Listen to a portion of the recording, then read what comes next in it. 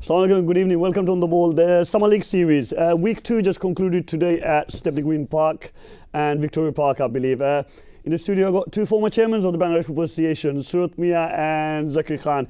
Starting with you, Surat Bhai. First time here in the show this series. I'm sure you've been here plenty of time. The Premier Division. Let's start with there now. I think everyone wants to talk about the Premier Division before we let Zak Bhai get straight into it. First game of the day, I think me and Arish Bhai, we were talking about BYM and Newark. You know, we talked about the youth of Tower Hamlets football and Bangladeshi football itself. I believe you were there to watch that game. Yeah, I was there most of the game. I think obviously BYM is a very, very good side as well, very good footballing side, and they've made some very good signings this summer. I think, but luckily over the last 3-4 years, I think Newark's got a good record against BYM. I don't think they've lost in the Summer League.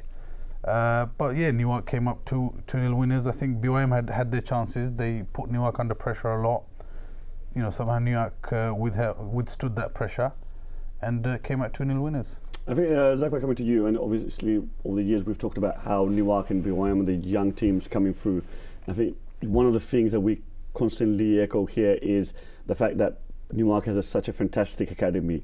And to win the Summer League 3 times as well, it just shows, you know, with academy, with kids, you can actually win things. Yeah. You know, it just shows, you know, they beat Beaumont last week, which they were clear underdogs for that game. BYM, Newark, most of us would have probably predicted a BYM victory here, considering the signing that BYM have made. And Newark, last week when they played Beaumont, so 100% Bangladeshi team actually started the game. Newark? Newark. I'm not sure, I wasn't there to watch the game today, but you know, it just shows what you can do with kids if you can develop them. No, absolutely. I think we've been saying this for a couple of seasons now. Newark are leading by example in terms of youth development. And I think when going back to young people, I'm still quite not satisfied with the representation of young people in the Summer League. Yeah. Because today, you know, watching the Premier League, most of the teams, most of the players have been playing for many, many years, you know, with all respect. But there isn't I can't see any young, talented players coming through from different teams, apart from the likes of Newark and BYM and maybe even Valence, you know, who are doing really good work in the community for young people. So I think that's a concern. We need to address that. As teams, we need to look at that. It's okay relying on your senior players, you know. I mean, that's one of the things I think when you were chairman as well, and I was managing Sporting Bengal. It feels strange here saying was managing Sporting Bengal. We kept saying about the worry is the number of young talented players coming through, because you go at this scouting, you see the same players again and again and again, and you think it is a worry. You know, over the years, in my time there, you know, there's only been what 4 or 5 young players that actually came through, which is nowhere near good enough for a span of 5-6 years. Yeah. You know, last year Nazmul was one of the younger players came through, and he's not really 18, 19, he's in his 20s, mid-20s. So it is a worry, and you know, and I think with the Sporting Bengal Academy now in place, hopefully that should close that gap a bit. That should, but that's we're talking about what? I think that, but also on Zak's point, I think a lot of teams are not giving the young players a chance. I mean, Newark took a risk when all the senior players, you know, walked away, or retired, I should say, not walked away. Walked away, like you. Yeah, like me. When they retired, you know, they had to take a decision. They had to bring, you know, some of these guys have already tested or tasted the championship 3 years ago. Yeah. And they're still 19, 20. And so even in the last 2 weeks, Shajad hasn't even played. Prince only came on for the last 10 minutes. So the team is not reliant on those players anymore. You know, the team that played Beaumont, apart from Tipu, all of them were really young, and you know, they gave a good game. So how, you know, obviously you've both been chairman of the Bangladesh Football Association, running the Summer League as well.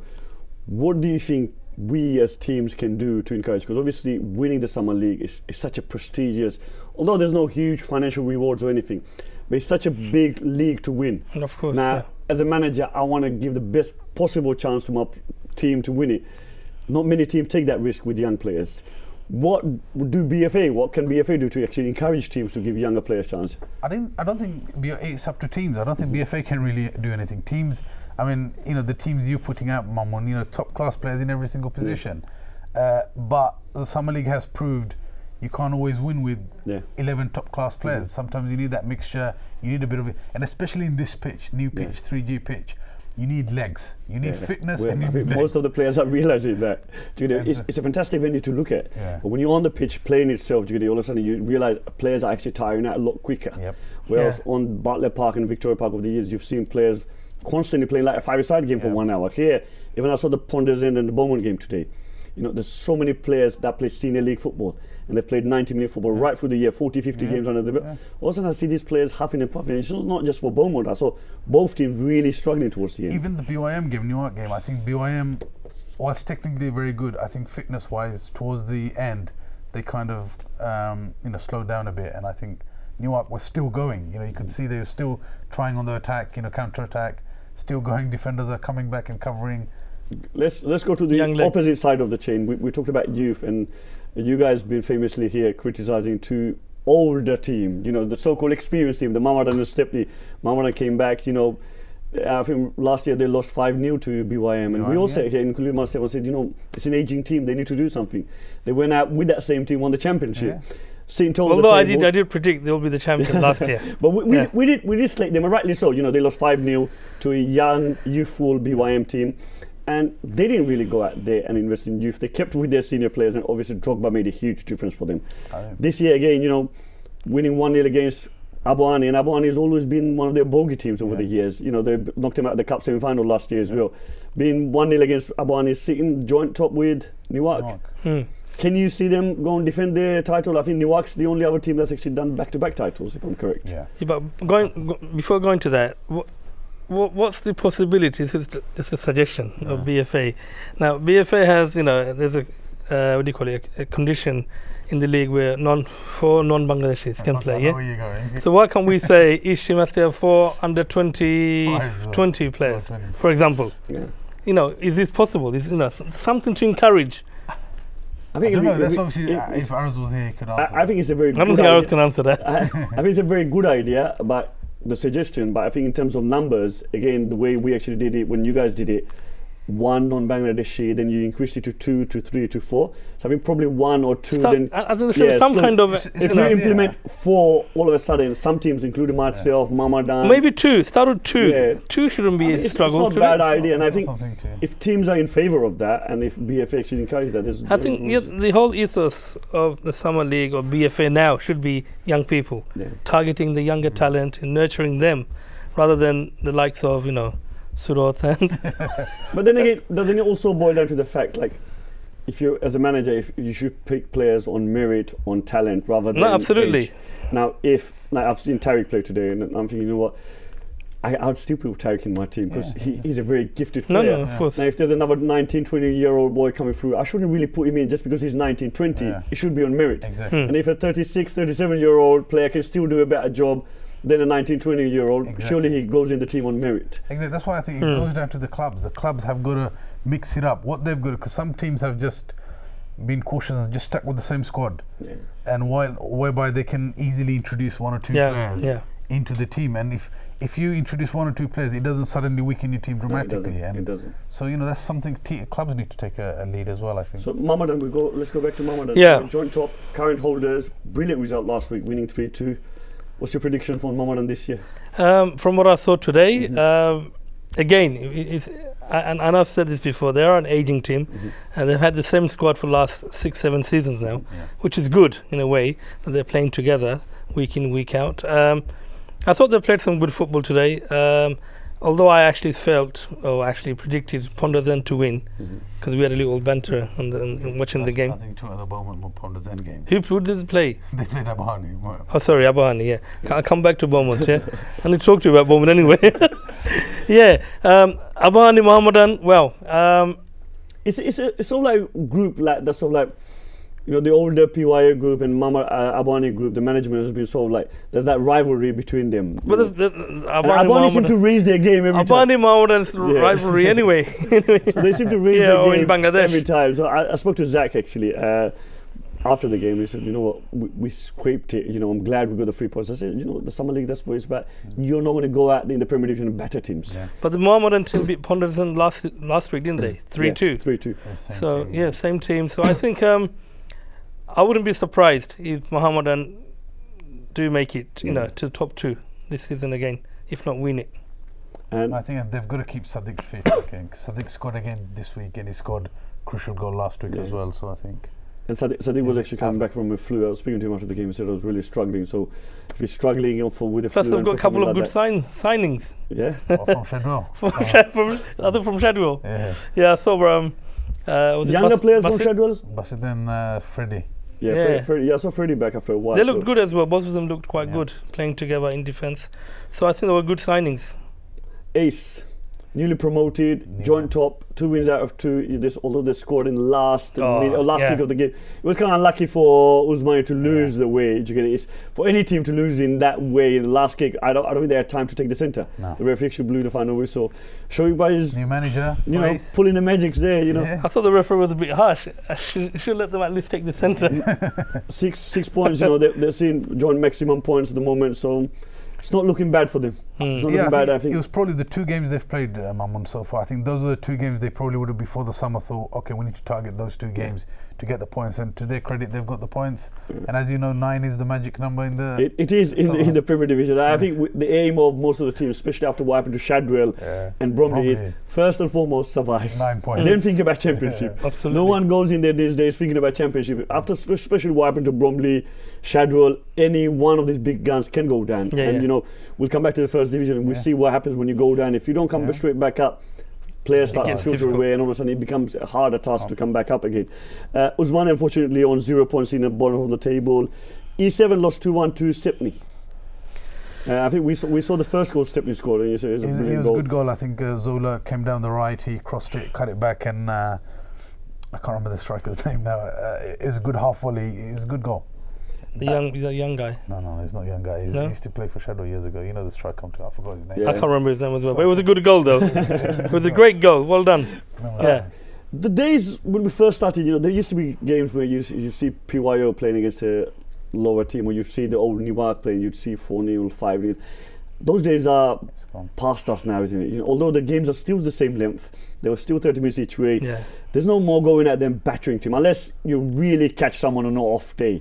You see most of the games, except Newark winning with a 2-goal cushion, most of the games, it's either a draw, or it's just that odd goal in it, and it's become really, really tight in there. I saw the Stepney team now, and obviously I know you're going to come on to that here.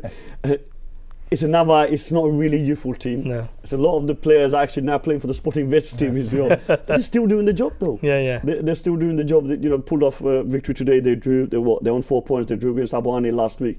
So it's working for them. Do they really need to still invest in youth? No. I mean, it's working for them, but how long is it going to work?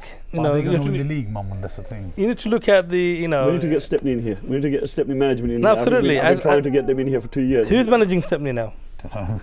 We'll find out. Okay, let's find out. We'll get the Stepney. But I think, going back to Stepney again, there were a batch of players that came together, grew up together, played for the last 15 years together, and they dominated local football. Credit to them. They done fantastically well. They won the league. They won cups. They done really well. But I think Stepney needs to go back and think about the future, because Stepney again, where they, the area they represent, entire Hamlets, does have a huge Bangladeshi community. So I'm sure there are younger players. They do have I think they have a B team in the They have a B team that plays in the 2nd division. I'm not sure how talented. But we're talking about quality. We're talking about quality. But I think one of the things, like Stepney are the current Winter League champions. The Winter League they play in the London League. They're actually current holders of that. And I think they're the most successful Winter League team there. Now, one of the things that seems to be hampering them is the emergence of BYM. Okay, because during the winter season, I see a lot of the BYM players playing there, and the Stepney experience playing, the youth of the BYM. It's a really strong. And all of a sudden, the summer comes along, BYM go with their own players, and Stepney are left with their older players. So I think this is probably something they need to address going forward, because obviously it's going to happen year in, year out, because I can't see BYM not fielding a team in the summer every year, and it's going to be a problem every year. Okay, I'll come back to the game that you were talking about earlier, Beaumont and Pondasent. I'll let you have your say on that one. No, nothing to say. That's the one you were predicting. It was a good game from a neutral perspective, but I actually felt Pondasent might win that game because of, to be fair, I haven't seen them play this season, so this was my first, and I probably was basing my prediction on a couple of seasons back when I saw them play.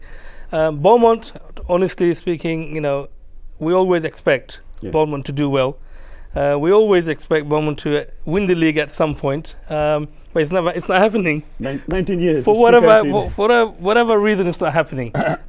Now, the game itself, I mean, we was watching the game together, but I actually felt there was something lacking in the game.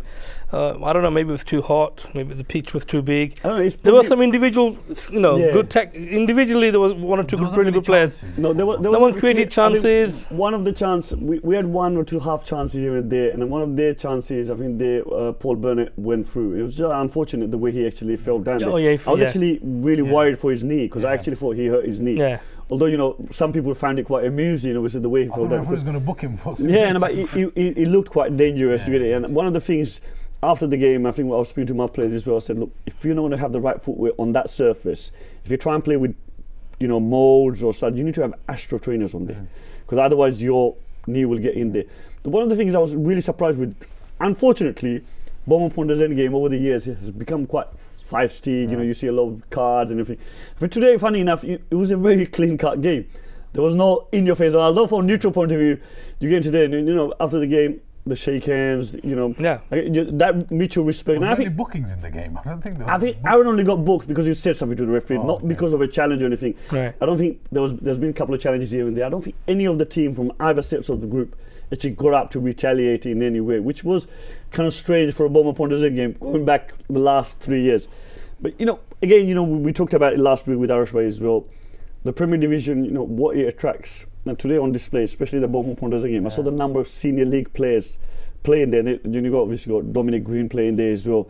This is what the Summer League brings, and sometimes, I don't know, that's probably what's holding back our younger Bangladeshi players to come through. I think we need to come together collectively with this strategy how Bournemouth can win the league.